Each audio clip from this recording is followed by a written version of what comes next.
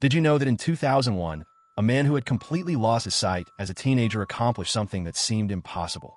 Reaching the summit of Mount Everest, the highest mountain on Earth? His name is Erik Weihenmayer, and from an early age, he knew that one day he could become completely blind.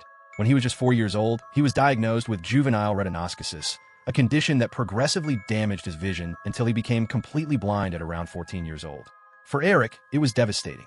While other teenagers were thinking about hanging out with friends and enjoying their youth, he feared that losing his sight would also mean losing his independence. But his family refused to let blindness define everything he could do. During his teenage years, he discovered rock climbing and found something extraordinary.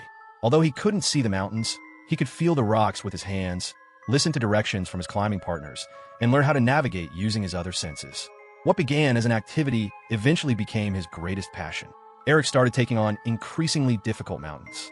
In 1995, he climbed Denali, the highest mountain in North America. But he still had one goal that seemed almost impossible: Mount Everest.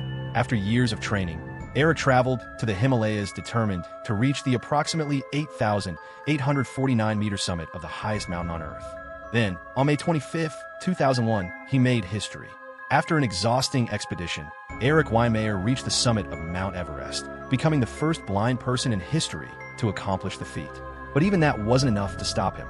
He continued climbing some of the world's highest mountains until, in 2008, he completed the legendary 7 summits, reaching the highest mountain on every continent.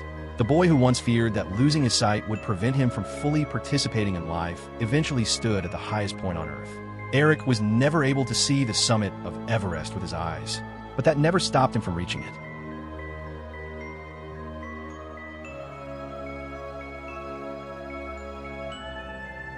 If this case shocked you, follow me for more.